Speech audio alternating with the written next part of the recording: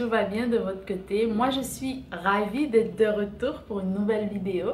Donc aujourd'hui, je vais vous parler de mes lectures et principalement pour le PMR, donc le prix du meilleur roman. Si vous ne le savez pas encore et si vous ne me suivez pas sur mes autres réseaux sociaux, je vous invite à le faire, notamment sur Instagram, Twitter, et ma page Facebook. Je vous laisserai les liens juste ici où je vous mettrai du coup les pseudos juste là. Le PMR touche à sa fin, presque à sa fin. Nous avons voté le 18 il me semble et je suis trop contente parce que c'est pas terminé, parce que bon, il y a d'autres étapes. Déjà connaître le nom du lauréat ou de la lauréate du coup.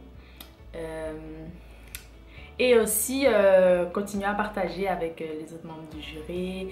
Bon voilà, plein d'étapes encore. Mais là, je vais vous présenter les derniers ouvrages que j'ai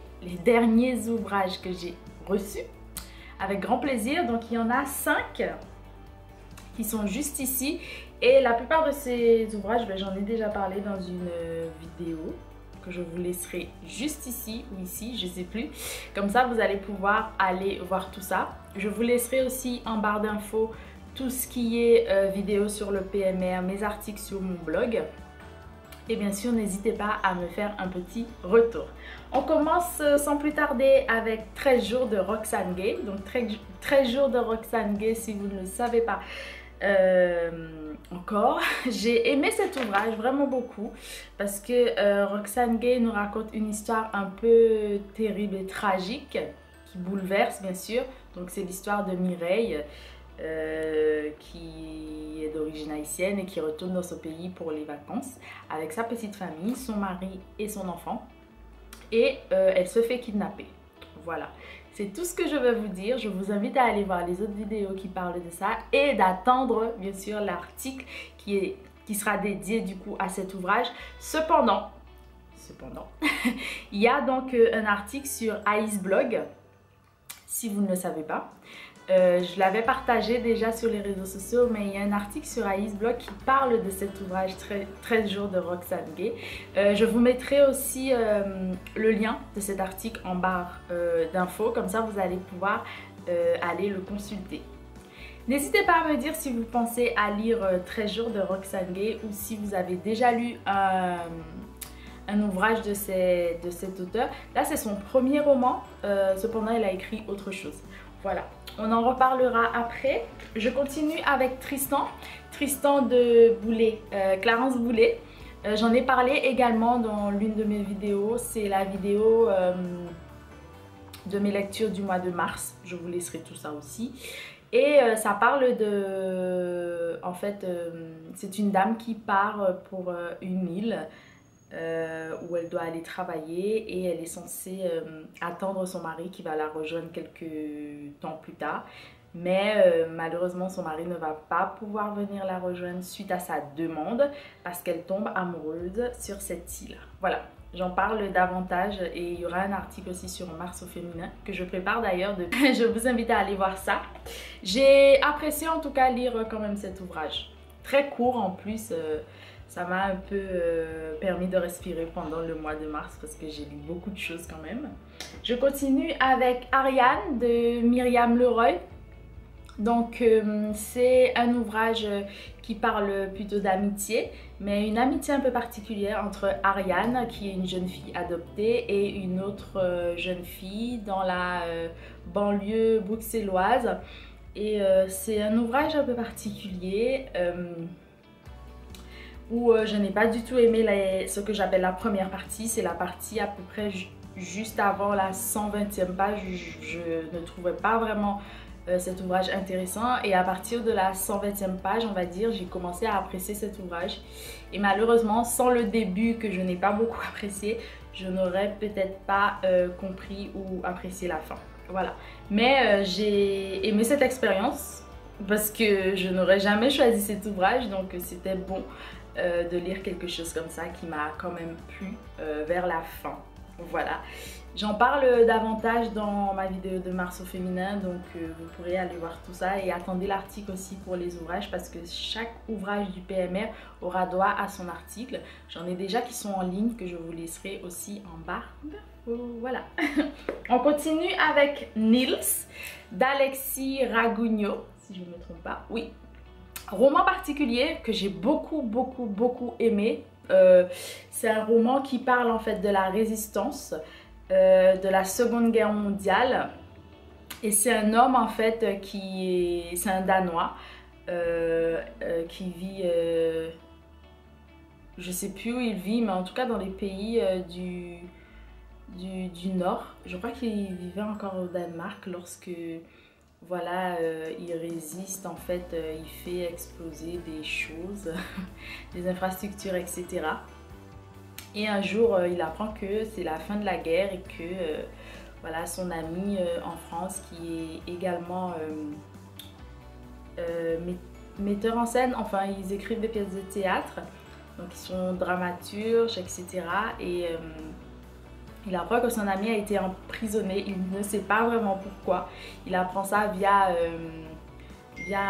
un envoi d'articles d'un article de journal. Donc il apprend l'emprisonnement de son ami et de son procès qui ne va pas tarder à avoir lieu. Grâce à un article dont on lui envoie cette petite partie du journal. Et il décide de partir, de laisser sa femme enceinte après la guerre, enfin entre la fin de la guerre et le début de la paix, si on peut dire ça comme ça. Il laisse sa femme enceinte pour aller aider son ami et comprendre pourquoi son ami est devenu voilà, un brigand, pourquoi il est en prison et pourquoi son procès a l'air de faire jaser tout le monde. Et il part sur la trace en fait de la vie de son ami. Il rencontre plein de personnes qui ont pu toucher à l'histoire de son ami. Il remonte un peu très loin. Et en même temps, c'est une petite enquête. Ce que j'ai apprécié aussi dans ce roman, si vous n'aimez pas ça, ça peut vous ne pas vous plaire ou vous, comment dire, vous empêcher de donner une chance à cet ouvrage, c'est qu'il y a également des pièces de théâtre. Et puis pour séparer en fait les parties de l'ouvrage, nous n'avons pas des chapitres, nous n'avons pas de chapitres, mais nous avons des actes, comme dans une pièce de théâtre. C'est parce qu'en fait Alexis Raguigno, donc l'auteur, écrit généralement des pièces de théâtre et je sais plus si c'est son premier roman, mais c'est un roman qui démontre bien en fait sa plume et ce qu'il préfère écrire, donc les pièces de théâtre. Moi j'ai beaucoup aimé parce que c'est très historique, ce que j'apprécie beaucoup dans les romans. Et puis c'était une autre façon aussi de voir la guerre, la résistance, la France, Paris et aussi le théâtre en général, comment ça se passait lors de la résistance, etc. Et le parti donc des résistants et ceux qui collaboraient. Enfin bref, c'est très intéressant moi je suis contente d'avoir lu cet ouvrage, franchement.